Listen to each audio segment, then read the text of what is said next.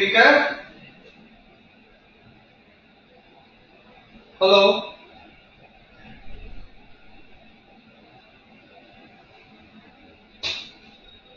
Hello, हाँ audible हूँ मैं?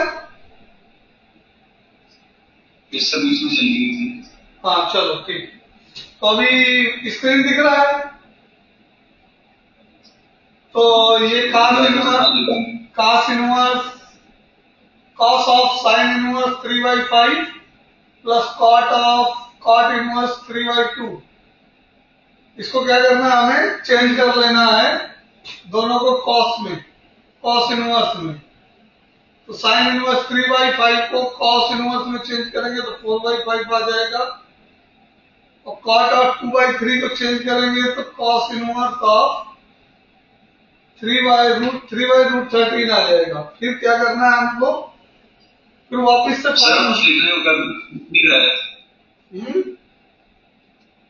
कुछ लिख नहीं लेगा, नहीं अभी हम समझा के बोल रहे हैं। जो लिखा वो दिख रहा है उतना।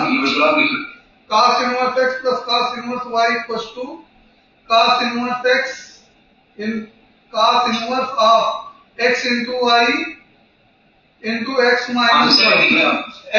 x की वैल्यू कितनी आएगी यहाँ पे, cos इनवर्स x की वैल्यू कितनी आने वाली है, x की वैल्यू आएगी 4/5 into 3/√13 minus under root 1 minus x square means 16/25 into under root 1 minus y square means 1 minus 9/13। Alright, अब इसको सिंप्लीफाई कर देंगे तो cos और cos इनवर्स तो दोनों खत्म हो जाएंगे, cos function and cos inverse function. Now they will eliminate each other, ये फिनिश हो जाएंगे। तो जो बचेगा 12/5√30 माइनस यहां से कितना बचेगा 3/5 इंटू यहां से 2/√13 बचेगा। सो 12/5√13 माइनस 6/5√13, जो फाइनली क्या बचेगा 6/5√13। समझ में आया? ये हमको प्रूव करना था इस क्वेश्चन में। ऑलराइट, नेक्स्ट क्वेश्चन में मूव करें।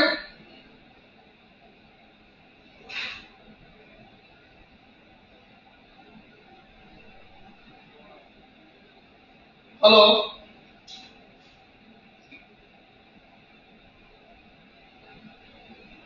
Any problem? No sir, clear. Next question में मूव कर बेटे।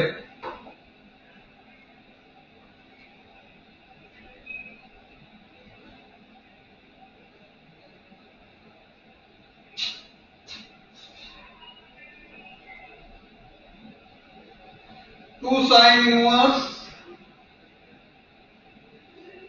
ये वाला क्वेश्चन करते हैं अच्छे से। 14 tan inverse of root 1 plus cos x minus plus root 1 minus cos x whole upon 1 plus cos x plus minus root 1 minus cos x equal to, we have to prove pi/4 minus x/2. Alright,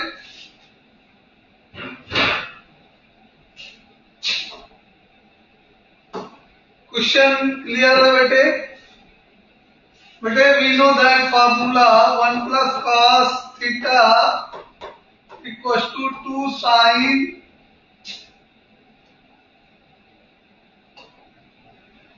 to cos square theta by 2 and 1 minus cos theta equals to 2 sin square theta by 2. Alright? हमको क्या value मिलेंगे यहाँ पे 1 plus cos theta equals to 2 cos square theta by 2 और 1 minus cos theta equals to 2 sin square theta by 2. इसको substitute करते हैं LHS में। देखिए हमको क्या मिलता है tan inverse √2 cos theta by 2 plus √2 sin theta by 2 whole upon √2 cos theta by 2 minus √2 sin theta by 2। कितना समझ में आया? नेक्स्ट स्टेप के लिए क्या करेंगे? नेक्स्ट स्टेप के लिए क्या करेंगे? √2 cos थीटा न्यूमरेटर डिनोमिनेटर में कॉमन निकाल लेंगे।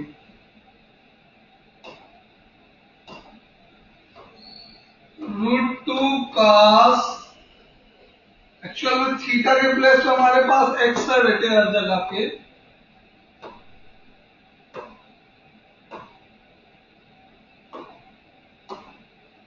थीटा के प्लेस पर क्या है? एक्स है। ओके, सो यहाँ पे √2x/2 कॉमन लेंगे तो जो इन साइड बचेगा 1 plus sin x/2 upon cos x/2 बचेगा।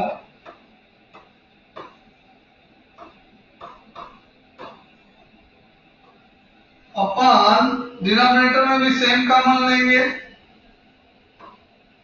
cos x/2 1 माइनस नीचे क्या आएगा 1 minus sin x/2 upon cos x/2। इतना समझ में आया?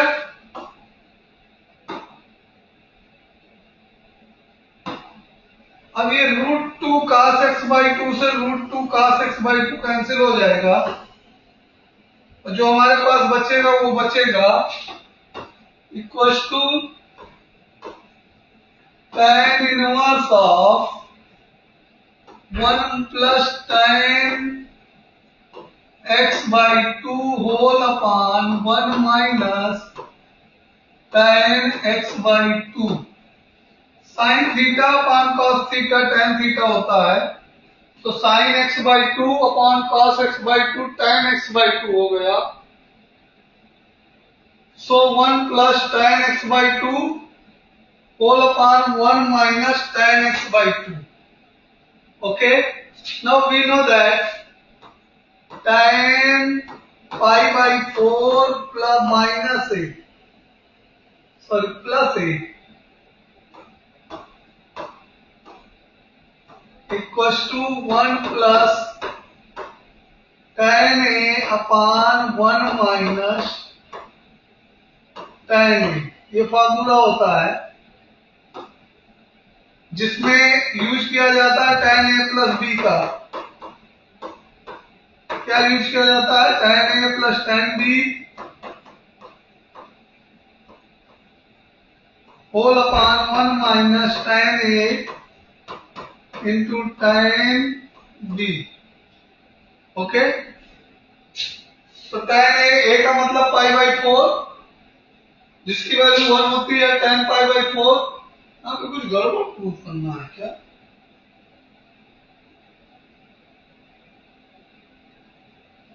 न्यूमरेटर में तो प्लस ही लिखा है। अच्छा, ये 3 से pi/2 के बीच में बताना है हमको, ठीक है।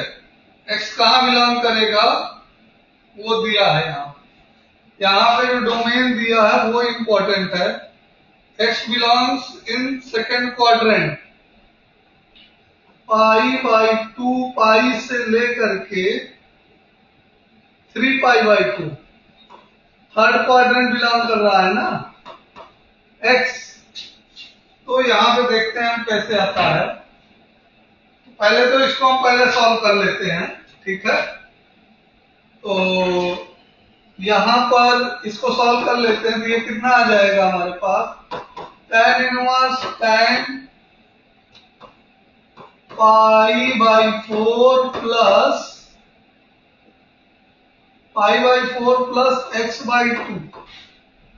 अब ध्यान से देखो, डायरेक्ट हम tan और इनवर्स फंक्शन डायरेक्ट नहीं एलिमिनेट कर सकते हैं। We cannot eliminate direct trigonometry and inverse because x belongs pi to 3π/2 जो कि थर्ड क्वाड्रेंट होता है, ठीक है। क्या होता है? थर्ड क्वाड्रेंट होता है। तो थर्ड क्वाड्रेंट में हम इसको क्या मान लेते हैं, थीटा मान लेते हैं, पाई प्लस x/2 को थीटा मान लेते हैं, ठीक है। पाई प्लस x/2 को थीटा लेट कर लेते हैं, π/4 प्लस x/2 को। अब क्या करना है इसमें, इसको पाई माइनस थीटा कर दो, ठीक है। क्या करेंगे हम, 2π माइनस थीटा कर देंगे, ठीक। तो ये हमारा हो जाएगा tan इनवर्स, इसको फर्स्ट क्वाड्रेंट में ले आना है। फर्स्ट क्वाड्रेंट में कैसे लाएंगे, ये जो वैल्यू हमारी है, ये थीटा जो है, ये पाई प्लस थीटा की वैल्यू है, पाई प्लस अल्फा की वैल्यू है। तो अल्फा हमारा फर्स्ट क्वाड्रेंट में लेट करते हैं, ठीक। इसको ऐसे समझो कि ये जो वैल्यू है हमारी, ये वाली है, ये वाला एंगल हमको मालूम है, पाई प्लस अल्फा, ठीक है। इसमें ये अगर अल्फा है तो पूरा यहां से यहां तक पाई हुआ, तो पाई प्लस अल्फा हमको मालूम है। हमको वापस से ये एंगल अल्फा की वैल्यू चाहिए होगी, ठीक है। तो ये वापस से एंगल की वैल्यू चाहिए, पाई प्लस x/2 है, ठीक है। तो इसमें कितना ऐड करेंगे, हम पाई से ऊपर निकल जाएंगे, ठीक है। वही माइनस करना होगा, ठीक। तो यहां से अगर हम माइनस करेंगे तो π/2 माइनस π/4 प्लस x/2, ऑलराइट। तो ये कितना दे देगा हमको, π/4 माइनस x दे देगा, ठीक। Okay, so from here tan inverse of tan of tan inverse, tan of tan inverse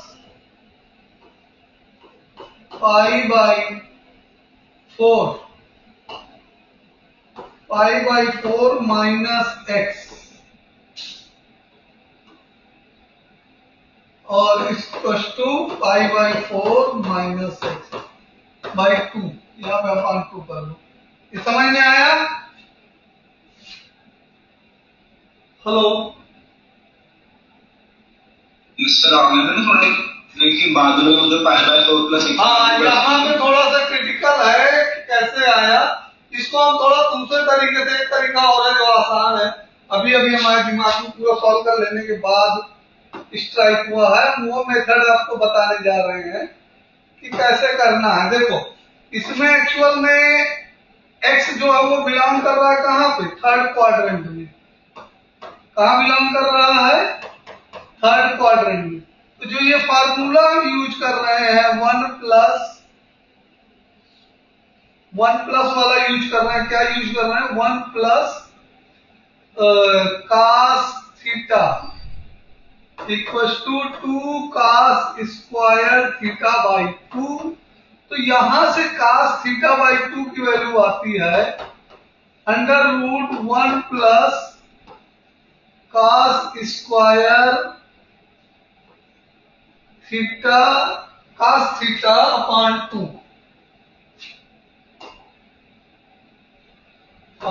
2 और ये आ जाएगा तुम्हारा 1 plus cos theta whole upon √2। ठीक है, तो ये न्यूमरेटर में है। एक्चुअल में हमारा जो थीटा है वो अगर थीटा यहां बिलोंग करेगा, ध्यान से देखो, अगर थीटा हमारा थर्ड क्वाड्रेंट में है, थीटा हमारा थर्ड क्वाड्रेंट में है पाई से लेके 3 पाई बाई 2 के बीच में, तो थीटा बाई 2 कहां जाएगा? ध्यान से देखो, थीटा बाई 2 कहां जाएगा? दोनों तरफ 2 से डिवाइड कर दो, मतलब कि थीटा बाई 2 जो है इस रेंज में आएगा। ये 3 पाई बाई 4 की लाइन है और ये पाई बाई 2 की लाइन है। अगर पूरा थीटा थर्ड क्वाड्रेंट में है, ठीक है, 180 प्लस थीटा है, पाई प्लस थीटा है, तो थीटा बाई 2 कहां चला जाएगा? पाई बाई 2 माइनस थीटा चला जाएगा, sorry pi by 2 plus theta by 2 में चला जाएगा। ठीक है, इसमें चला जाएगा पाई बाई 2 माइनस थीटा बाई 2 में प्लस थीटा बाई 2 में चला जाएगा। तो इसको हम ऐसे भी चेंज कर सकते हैं, tan इनवर्स ये pi by 2 plus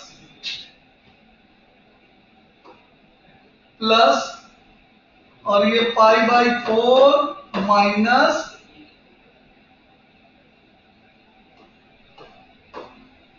x by 2। Okay, और ये किस में जाएगा? ये चला जाएगा कॉट इनवर्स में। ठीक है, तो tan ऑफ किसमें आएगा? माइनस कॉट इनवर्स में चला जाएगा,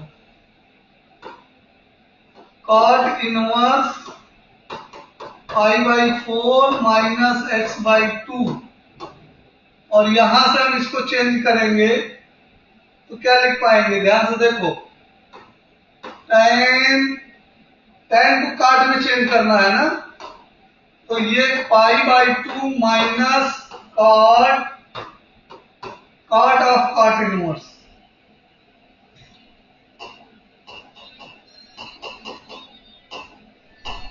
इसको यहीं पे बदल देते हैं। ठीक है, कॉट ऑफ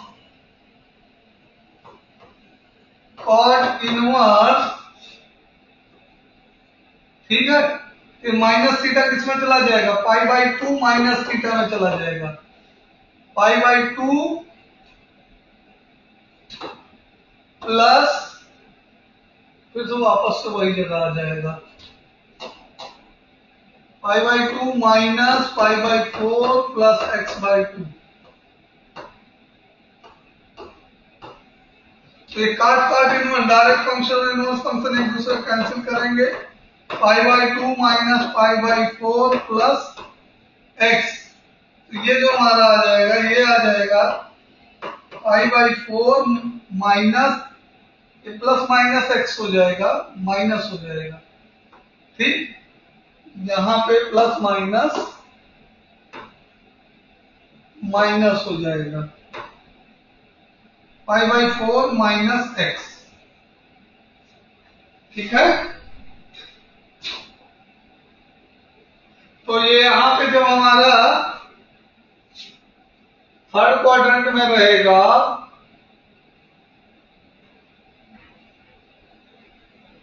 हेलो,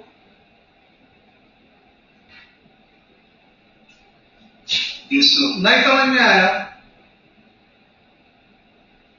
हम फिर समझाएं? हाँ, एक बार और समझाते हैं दूसरा तरीका लेकर के। ठीक है, देखो हमने क्या निकाला? cos theta by 2 equal to, यहां पे रूट जब भी लेंगे प्लस माइनस लेंगे, 1 प्लस cos थीटा बाई 2 √2। ठीक है, इतना ठीक है। और साइन थीटा इक्वल टू क्या निकाला हमने? Plus minus √1 minus cos theta by √2। इतना ठीक है। ये दोनों कहां से निकाल रहा हूं मैं?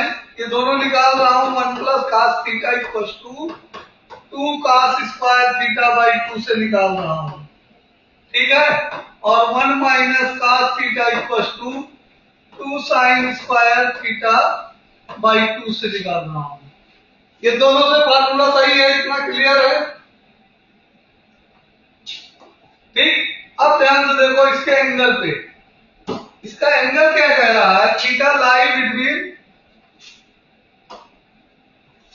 थीटा जो है वो कहां से कहां लाई कर रहा है? पाई से 3 पाई बाई 2 में लाई कर रहा है।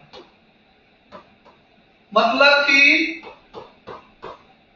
ये कहां लाई करेगा? थीटा बाई 2 कहां लाई करेगा?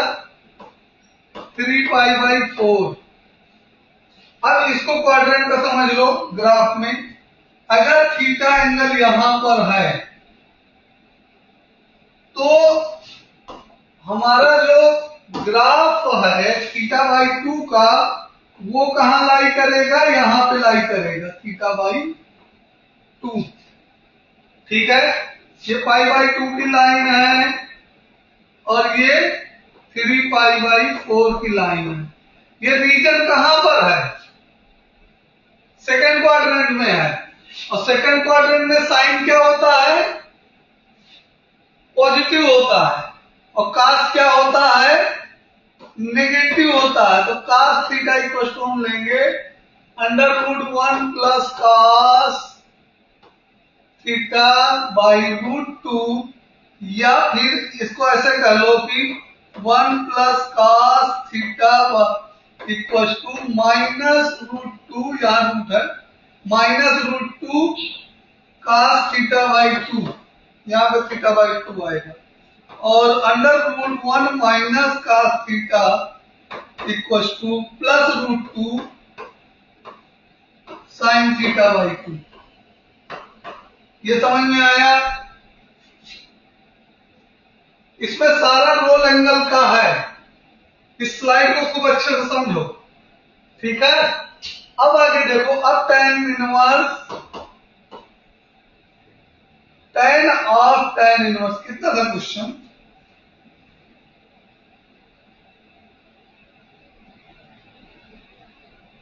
हाँ, क्वेश्चन था tan inverse.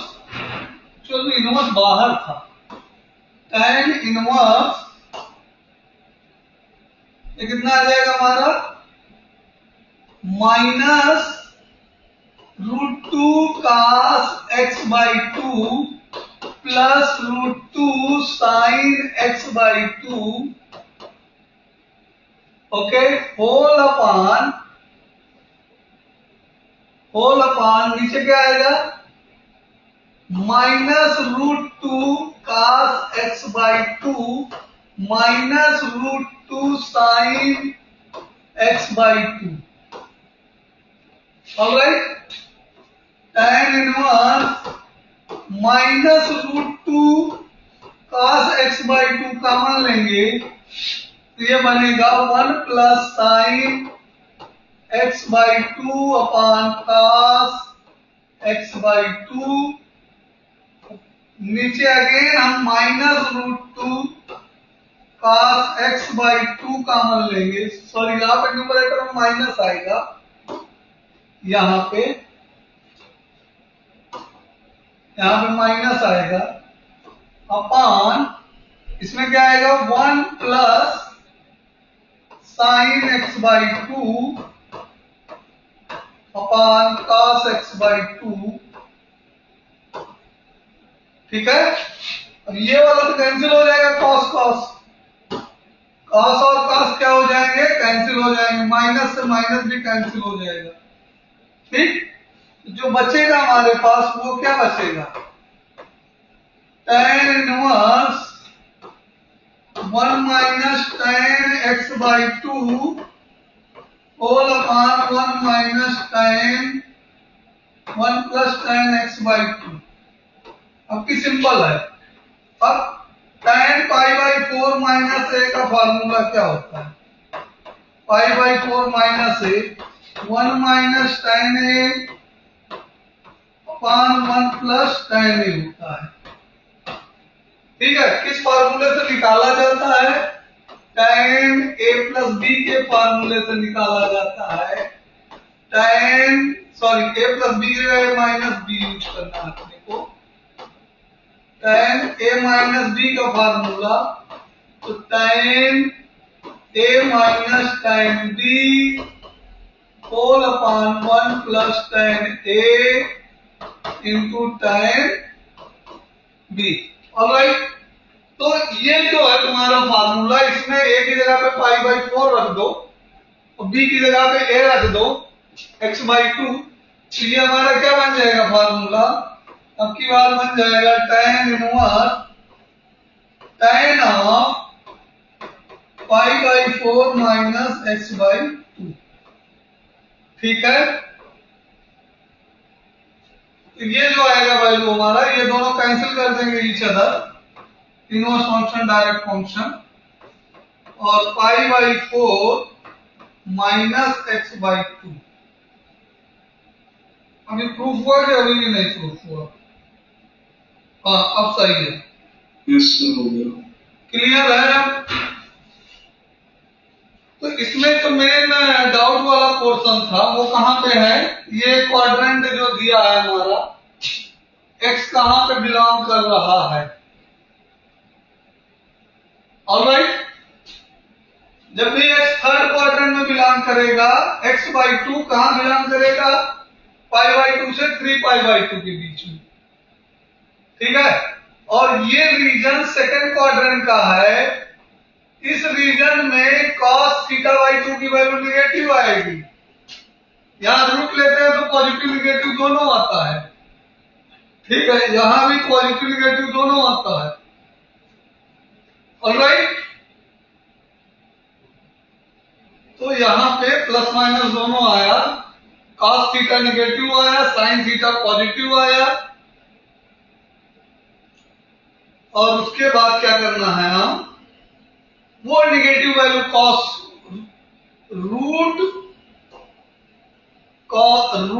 1 plus cos theta equal to minus root 2 cos theta by 2 use करेंगे, और root 1 minus cos theta equal to plus root 2 cos theta by 2 use करेंगे। ऐसा क्यों कर रहे हैं? क्योंकि थीटा बाई 2 कहां पर है? सेकंड क्वाड्रेंट में है, और सेकंड क्वाड्रेंट में cos थीटा निगेटिव होता है और sin थीटा पॉजिटिव होता है। तो यहां पे हमने निगेटिव वैल्यू यूज कर ली, और यहां पे पॉजिटिव, यहां पे निगेटिव, यहां पे पॉजिटिव, ऑलरेडी पहले से माइनस था।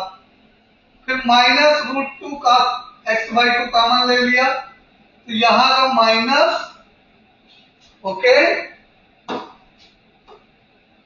यहां का माइनस कॉमन निकला, तो यहां पे प्लस हो गया, +1, और वहां पे ये वाला प्लस जो है वो माइनस बन गया। ठीक, यहां आके, और इसी तरह नीचे माइनस कॉमन लिया तो दोनों माइनस जो है वो प्लस बन जाएंगे। ये दोनों माइनस क्या है? ये वाले और ये वाले दोनों माइनस क्या बन गए? अंदर जाके प्लस बन गए। ठीक, क्लियर? और उसके बाद root 2 minus root 2 cos x by 2 से minus root 2 cos x by 2 cancel हो गया, और 1 minus sin x by 2 upon cos x by 2 tan x by 2 आ गया। ठीक है, और 1 plus sin x by 2 1 upon cos x by 2 क्या आ जाएगा? 1 प्लस tan x बाई 2 आ जाएगा। और 1 tan pi by 4 minus a का फॉर्मूला होता है 1 minus tan a by 2 upon 1 plus tan a। ठीक है, तो उस फार्मूले का यूज किया तो हमारा ये क्या बन गया? tan pi by 4 minus x by 2, और tan और इनवर्स फंक्शन एक दूसरे को आप कैंसिल कर पाएंगे। ठीक है, तो ये क्या आ जाएगा? पाई बाई 4 माइनस x बाई 2 हमारा प्रूफ आ जाएगा। अभी समझ में आया?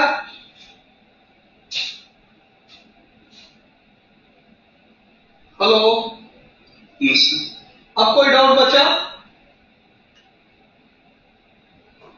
नो सर अभी। अब तो इसमें क्लियर हो गया ना ये माइनस कैसे आया। इसका जो मेन रीजन था वो यहाँ पे है, थर्ड क्वाड्रेंट में होने के कारण इसको हमको क्या लेना है, नेगेटिव लेना है कास को। ओके, θ/2 नेगेटिव आ जाएगा। और क्वेश्चन करवाने हैं कोई? नहीं सर मैं बाद में कर लूंगा खुद। चलो ऑल वेल। नेक्स्ट क्या पढ़ाएं बताओ। सर बट फिर आप प्रोबेबिलिटी करवा दो क्योंकि फिर उसके लिए रिश्ता में कितना दिन वेट करेंगे फिर मेरा भी पेपर है। तुम्हारे एग्जाम में प्रोबेबिलिटी आ रही अभी के? ये सर मेरा फुल सिलेबस आ रहा है।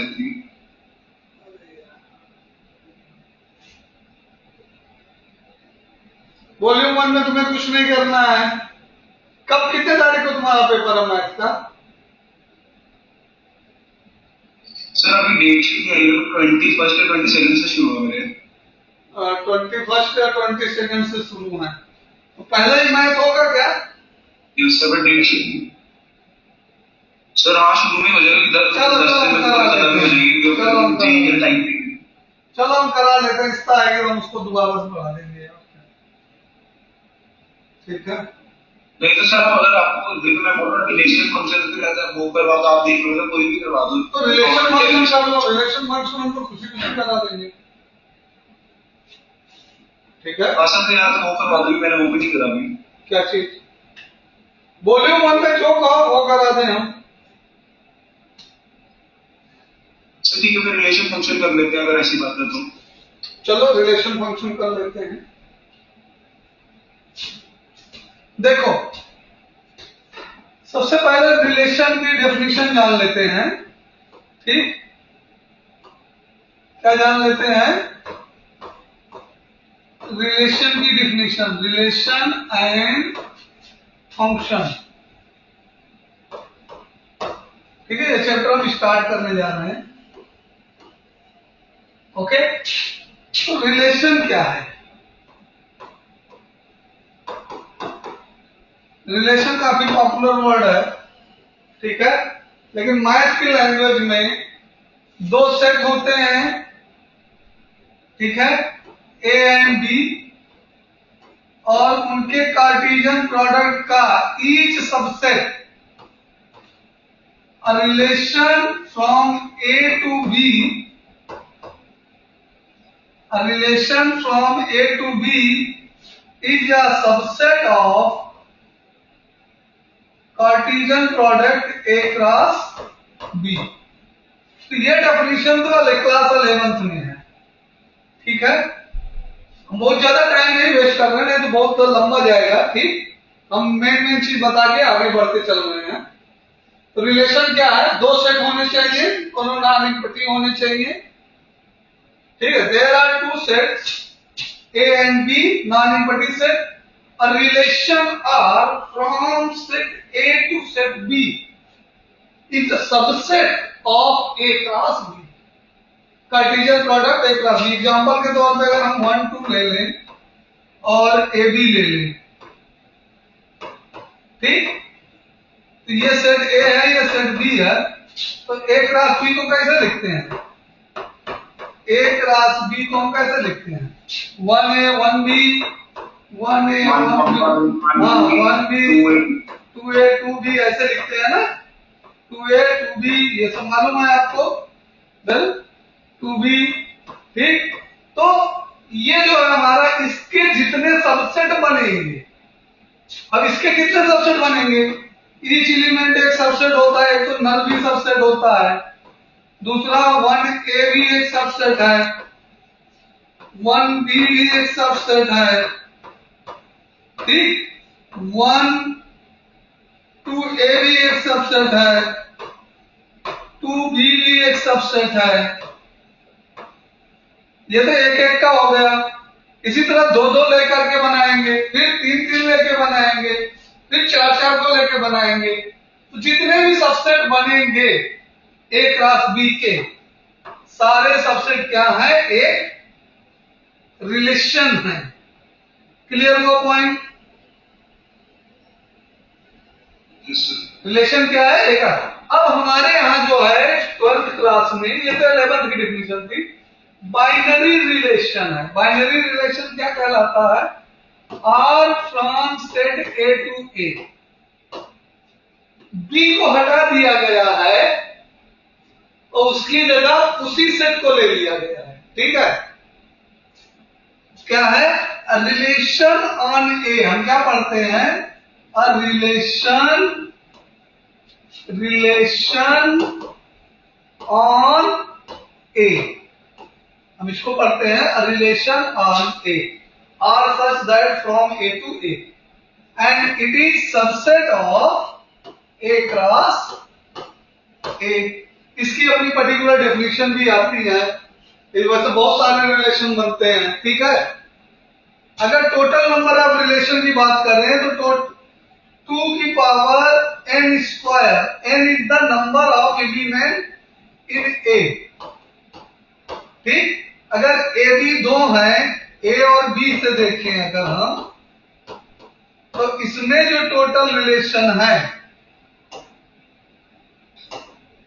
इसमें जो टोटल रिलेशन आएगा, टोटल रिलेशन जो आएगा order of A cross B, और ए क्रॉस बी का ऑर्डर क्या होता है? ए क्रॉस बी का order of A into order of B होता है। ठीक है, तो number of element in A n और number of element in M B, तो यहां पे n इक्वल टू m हो जाएगा। इस जगह पे क्या हो जाएगा? b की जगह हम n ही तो ले रहे हैं, b की जगह पे a ले रहे हैं, तो उसके भी एलिमेंट हो जाएंगे। ठीक है, तो ये हमारा टोटल नंबर ऑफ रिलेशन हुआ। ठीक, total number of relation clear है? From set A to A. Sir 2 raised to power, बेटा टोटल सबसेट कितने होते हैं? टोटल सबसेट कितने होते हैं किसी सेट के? किसी सेट के टोटल सबसेट अगर इसमें क्रॉस प्रोडक्ट आते हैं। हाँ बेटे, मैं बोलो सर, ये जो आपने फॉर्मूला लिखा है 2 raised to power n raised to 2 लिखा है, क्या लिखा? हाँ 2 लिखा हूं, n स्क्वायर 2 है। तो अपन इसे एक बार एग्जांपल लेकर बताओगे? अरे बेटे एग्जांपल में देखो ध्यान से, जैसे हम ये ले रहे हैं a इक्वल टू 1 2 ले रहे हैं। ठीक, अब इसका ऑर्डर कितना है? ऑर्डर कितना हुआ? 2।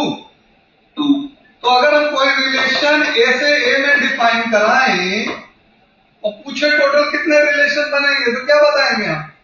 2 की पावर 2 स्क्वायर यानी 2 की पावर 4, यानी कि 16 रिलेशन इसमें डिफाइन होंगे। ठीक है,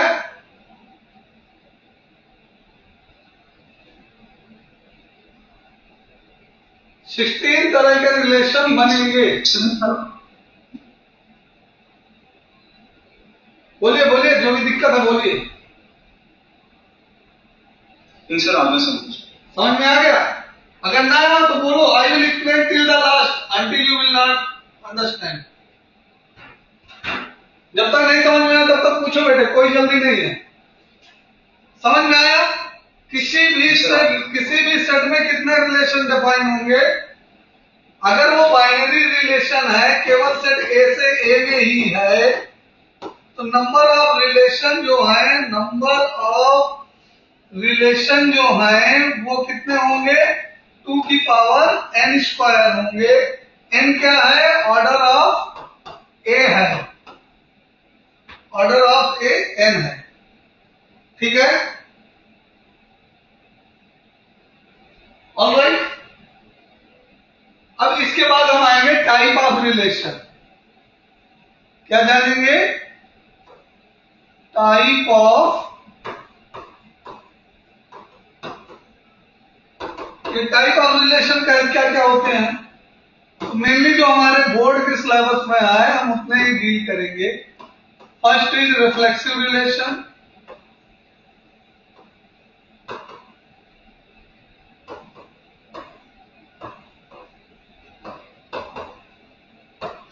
ठीक है, ऐसा रिलेशन। दूसरा सिमेट्रिक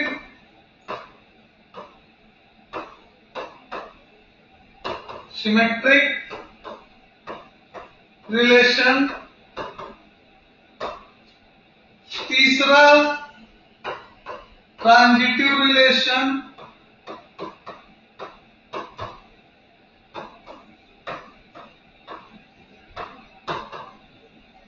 ऑलराइट, और लास्ट ऑफ द सिलेबस चौथा equivalence relation.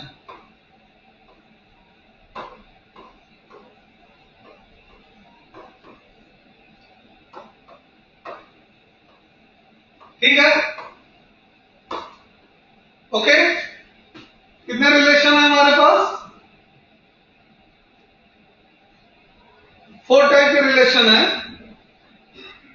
Reflexive, symmetric, transitive and equivalence. अब एक एक करके डीप में समझते हैं हम। देखिए ध्यान से, नोट करा है। हाँ, नोट कर लो।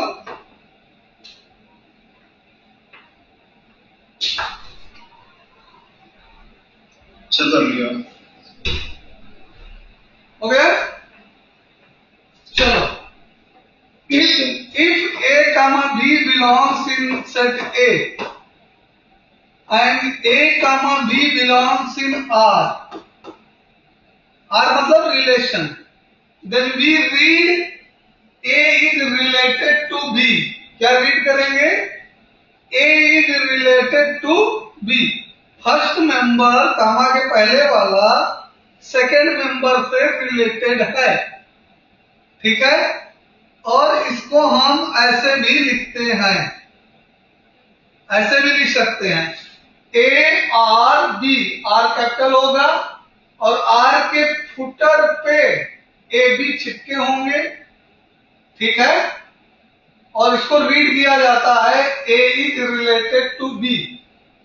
If A comma B does not belongs in R, then we read A is not related to B.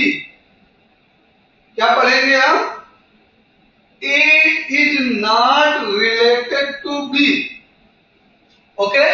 And we write here A comma B and cross. Okay? And read it A is not related to B. ठीक है, ये कुछ symbolic notation है जिनका use होता रहता है। अब आते हैं हम रिफ्लेक्सिव के लिए।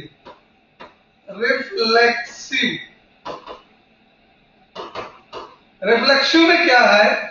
For all A belongs in A, किसी भी सेट के अंदर जितने भी मेंबर हों उनके लिए if A comma A belongs in R, और हम ऐसे भी लिख सकते हैं A is related to A, then R is called reflexive. Alright? Relation R reflexive कब कहलाएगा? जब हर मेंबर का खुद से खुद का रिलेशन होगा, ठीक है। यस और नो? फॉर एग्जाम्पल, इसको एग्जाम्पल में देखो, अगर एक सेट हम ले रहे हैं ABC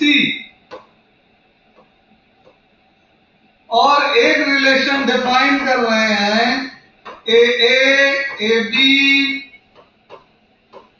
BB, BC, क्या ये रिफ्लेक्सिव है?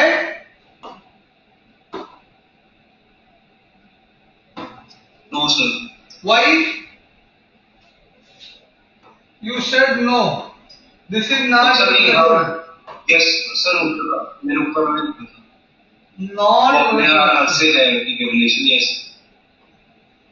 यस और नो? सर यस ही लग रहा है, क्योंकि वो ए बी सी मैंने ऊपर देखा नहीं था, तो यस होएगा। हमने क्या बताया अभी? हर मेंबर का खुद से रिलेशन आना चाहिए। ए का चेक करो, ए के साथ है? हाँ है। Yes sir. बी का बी के साथ है? हाँ है। सी का सी के साथ? सी का सी के साथ नहीं है। नहीं है। तो ये क्या होगा? This is not reflexive, this relation is. Sir मैं पेपर एक सेट का ही ना, वो सारे जिसका रिलेशन है वो ऐसे नहीं देख सकते हम। हाँ बेटे, उस सेट के अंदर सबसेट है। हाँ ये ही सबसेट है। ए क्लास ए में देखना है ना बेटे। किसी सेट के अंदर कोई भी रिलेशन रिफ्लेक्सिव तब कहलाएगा जब उस सेट के अंदर के सारे मेंबर का जो है खुद से रिलेशन डेवलप होगा। खुद से रिलेशन डेवलप होगा तभी वो रिफ्लेक्सिव होगा।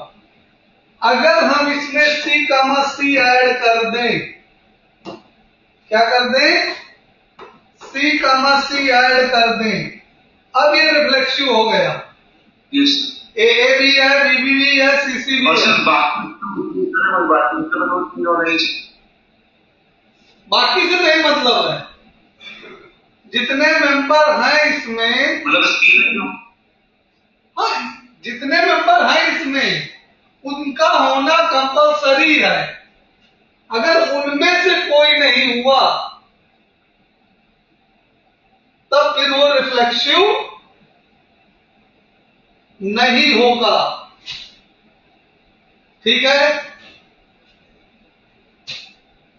बाकी एक्स्ट्रा हो या ना हो उससे मतलब नहीं है हमको। एक्स्ट्रा होते हैं तब भी ठीक है, नहीं होते हैं तब भी ठीक है, लेकिन जितने मेंबर हैं उनका खुद से रिलेशन होना रिफ्लेक्सिव कहलाता है। तो रिफ्लेक्सिव का मतलब क्या है? For all A belongs in A must belongs in are, यही रिफ्लेक्सिव है सारे ए के लिए। ठीक है? इसके बाद सिमेट्री देख लो। सिमेट्रिक रिलेशन क्या है बेटे? What is symmetric relation dear? For all A B belongs in A, वो सारे मेंबर, दो मेंबर ले रहे हैं ए और बी जो कि सेट ए में बिलोंग कर रहे हैं, इस टाइप के ए और बी दो member, and for them A comma B also belongs in relation. पहला दो कंडीशन है, पहला तो ए और बी का ए में होना कंपलसरी है, एंड दूसरा ए का बी से रिलेटेड होना है, that is A is related to B, that is A comma B belongs in R. This implies, तब क्या हो?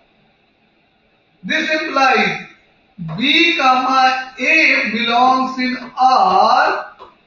अगर ऐसा होने पर, देखो ध्यान से, जो हम ब्लू से कवर कर रहे हैं, जितना हम ब्लू से कवर कर रहे हैं, ऐसा होने पर ये पिंक वाला हो जाए तो, ध्यान से देखो, इफ के साथ लगा है, if for all A B belongs in A and A comma B belongs in R, जितना ब्लू बॉक्स में है उनके होने पर ही अगर ये पिंक वाला बॉक्स वाला हो जाए,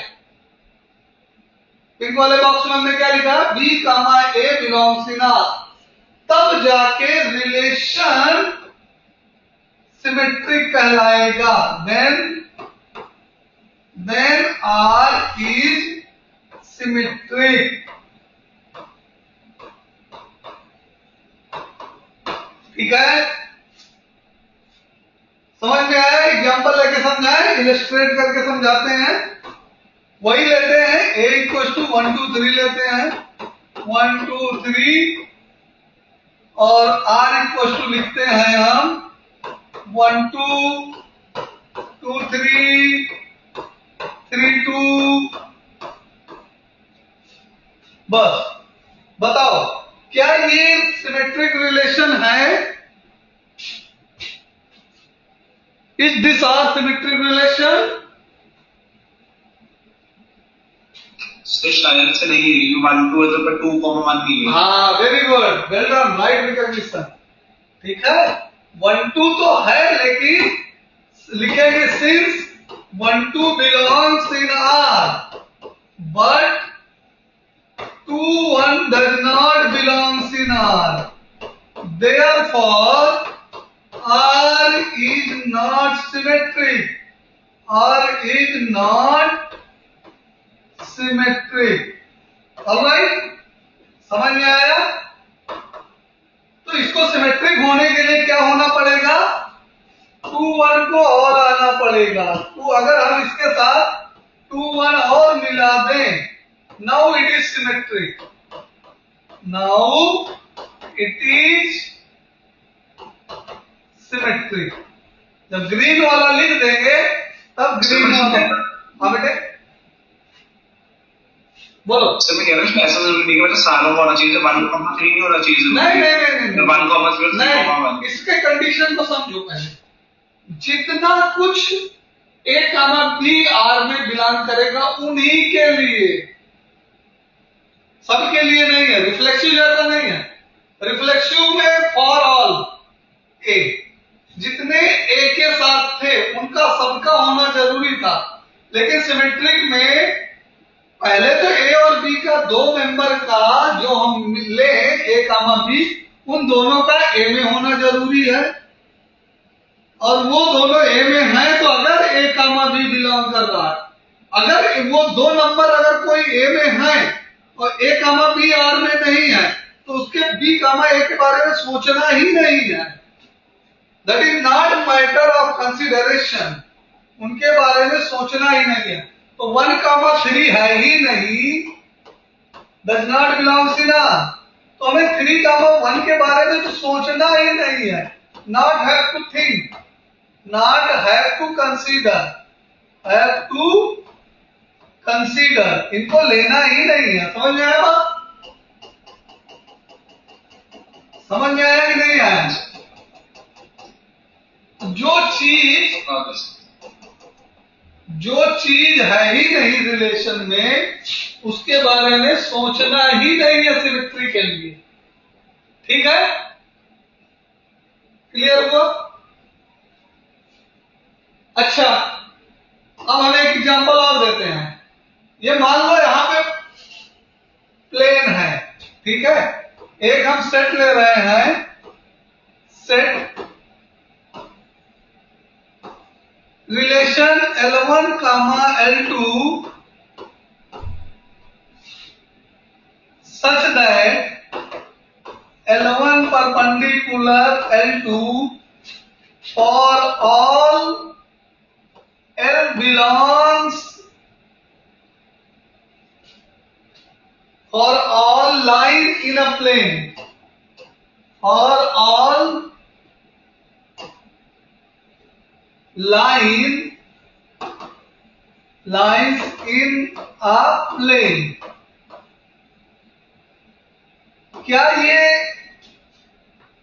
क्या ये रिलेशन आपका सिमेट्रिक है या नहीं?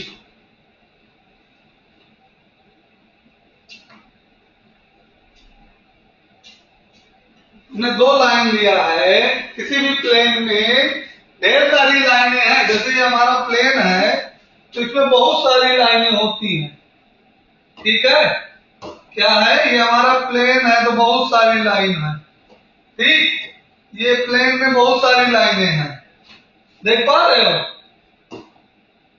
ठीक, इसमें बहुत सारी लाइनें हैं, ये लो बहुत सारी लाइनें हैं। तो इनमें वो लाइनों का L1 L2 वो लाइनें हैं जो एक दूसरे के परपेंडिकुलर है, ठीक। तो क्या वो सिमेट्रिक, ये रिलेशन सिमेट्रिक है? मेरा क्वेश्चन है कि दिस रिलेशन सिमेट्रिक। हाँ बेटे, यस सर, डॉट प्रोडक्ट होता है ना, ये क्रॉस प्रोडक्ट नहीं सर, वही ना सिमेट्रिक डॉट प्रोडक्ट होता है ना, क्रॉस प्रोडक्ट नहीं है। सिमेट्रिक डॉट प्रोडक्ट होता है, क्रॉस प्रोडक्ट में। बेटा वेक्टर वाला प्रोडक्ट यहां नहीं लगाना है कि cross product symmetric, dot product symmetric. यहां पे तो हमको सेट वाला क्रॉस प्रोडक्ट लगाना है ना, ये वाला लगाना है। हम यहां भी रिलेशन की डेफिनेशन पढ़ रहे हैं, वेक्टर के बारे में नहीं सोचना है, ठीक है। देखो ध्यान से, हम दो लाइनें कोई भी ले ले, L1 L2, अगर ये रिलेशन में है, इसका मतलब क्या होगा? L1 परपेंडिकुलर L2 होगा, यस और नो? यही तो रिलेशन की डेफिनेशन थी हमारी, बोलो। ये एक लाइन ली हमने, दूसरी लाइन ये ली हमने, ठीक, और ये दोनों क्या है आपस में? ये L1 है, ये L2 है, ये दोनों लाइनें क्या है आपस में? परपेंडिकुलर है कि नहीं है? अब L1 परपेंडिकुलर L2 तो आपको दिख रहा है, हम पूछ रहे हैं क्या इज L2 परपेंडिकुलर L1? क्या ऐसा होगा? यस सर, यस, ऐसा होगा। तो ऐसा है, इसका मतलब क्या हुआ? L2 कामा L1 बिलोंग्स इन R, इसका मतलब क्या हुआ? L2 कामा L1 भी R में है, मतलब जो मेंबर है उसका उल्टा भी है।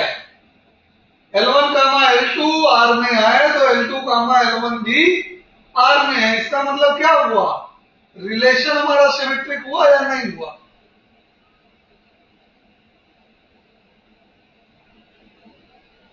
बोलिए, रिलेशन हमारा सिमेट्रिक हुआ या नहीं हुआ? This is symmetric relation sir. Yes, okay, this is symmetric relation. R is, therefore R is symmetric, ठीक है। तो रिफ्लेक्सिव एंड सिमेट्रिक समझ में आया?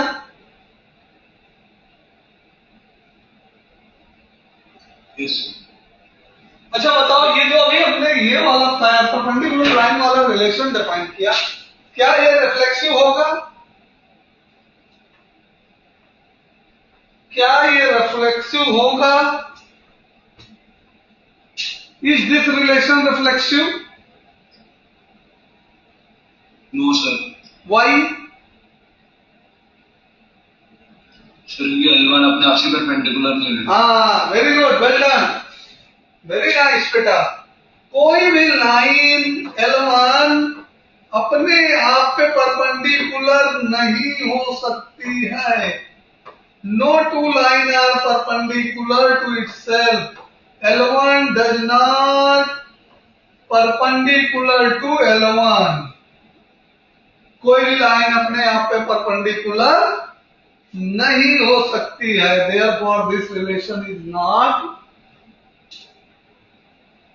reflexive. ठीक है? अच्छा, नेक्स्ट पे आते हैं हम, ट्रांजिटिव रिलेशन। कौन सा रिलेशन बेटे?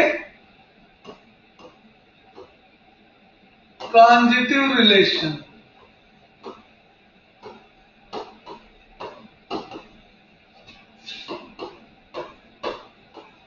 ट्रांजिटिव रिलेशन की डेफिनेशन क्या है बेटे? ट्रांजिटिव रिलेशन की डेफिनेशन क्या होगी? देखो ध्यान से देखो, for all A belongs in, for all A B C 3 member belongs in A, वो सारे 3 मेंबर जो कि ए में हो, and A comma B belongs in R, B comma C belongs in R, दो चीज हो, A comma B पहला, जहां से पहला इंड हो रहा है दूसरा वहीं से शुरू हो, B comma C belongs in R. This implies A comma C also belongs in R. अगर ऐसा होने पर, जो ये हम रेड में बॉक्स कर रहे हैं, ये ऐसा होने पर, if this, if for all ABC belongs in R, A comma B belongs in R, B comma C belongs in R, this implies for, अगर ऐसा होने पर, ऐसा हो जाए, तब हम कहते हैं ये ब्लू वाला हो जाए, रेड बॉक्स वाला होने पे ब्लू वाला हो जाए, तब हम क्या कहेंगे कि given relation is transitive relation, then R is transitive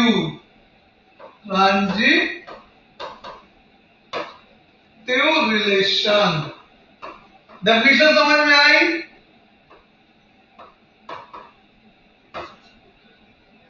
Yes, अब एग्जाम्पल एक देख के समझ लेते हैं हम, ठीक है? एग्जाम्पल देख के समझ लेते हैं। A इक्वल्स टू 1 2 3 लेते हैं,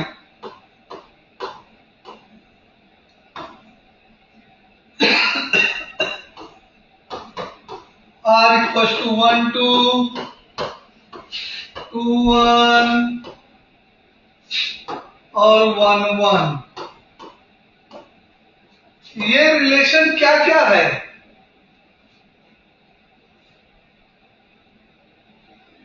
तीनों बताना, तीनों में से बताना है। रिफ्लेक्सिव, सिमेट्रिक, ट्रांजिटिव, तीनों में से बताना, तीनों की डेफिनेशन ऊपर की। ये जो आर हमने बताया है, रिफ्लेक्सिव, सिमेट्रिक, ट्रांजिटिव, तीनों में से कौन कौन है? सर रिफ्लेक्शन नहीं है क्योंकि 2, 2 नहीं है। हाँ, very good, very good, not reflexive, right. Symmetric, symmetric है या नहीं है? नीचे तो 1, 1 को अपने आप में सिमेट्रिक मान लो। हाँ, 1, 1, 2, 2, 1 है तो सिमेट्रिक उसका मतलब है। हाँ, 1, 1 को मान लो सिमेट्रिक, क्योंकि हाँ, वो तो अपने आप में है ही है, तो ये सिमेट्रिक हो गया। हाँ, सिमेट्रिक है। ट्रांजिटिव और ट्रांजिट, यस सर है, ट्रांजिटिव भी है, ठीक है, ओके।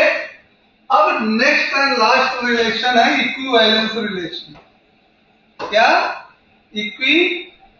Equivalence relation. ये क्या है? ये कुछ नहीं है, जितना अभी हमने पढ़ा, if reflexive, symmetric and transitive exist या hold exist or hold all together, ठीक है, एक साथ तीनों हो जाए, कोई एक ऐसा रिलेशन जो एक साथ तीनों हो जाए, then that relation is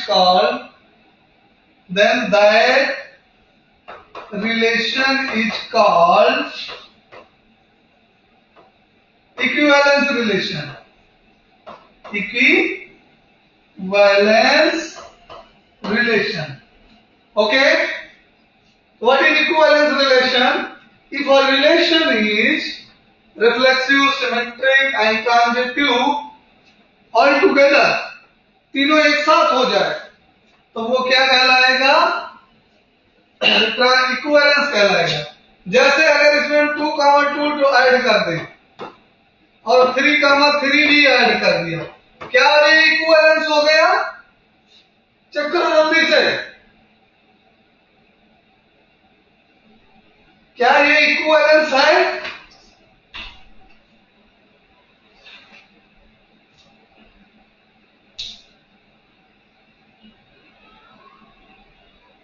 हमने रिफ्लेक्सिव वाला काम कर दिया, पूछ रहे हैं क्या ये इक्विवेलेंस है?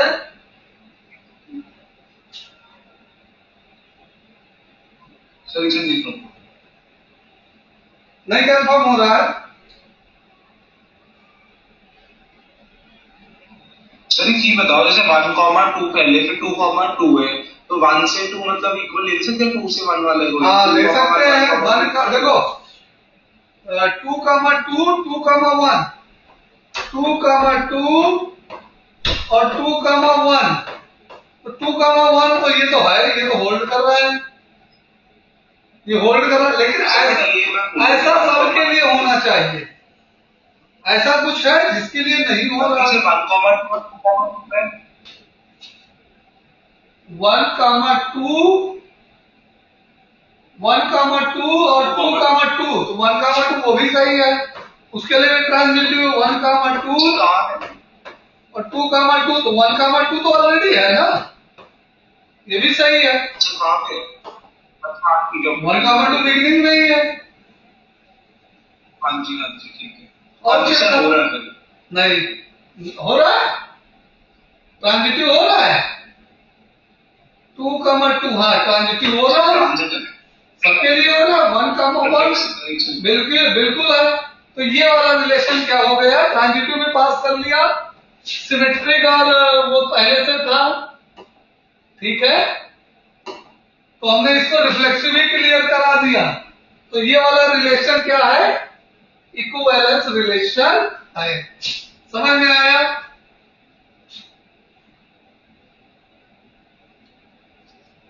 यस और नो? हाँ जी आ गया।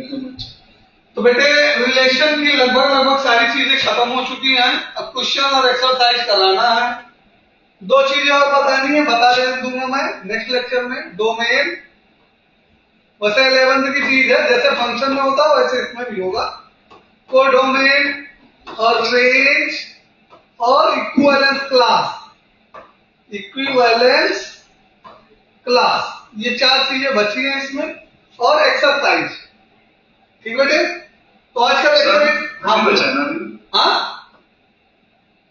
फंक्शन तो अलग से होगा यार। हाँ फंक्शन इसी चैप्टर में है, लेकिन इतना करने के बाद इस चैप्टर के 2 पार्ट हैं, एक रिलेशन है एक फंक्शन है।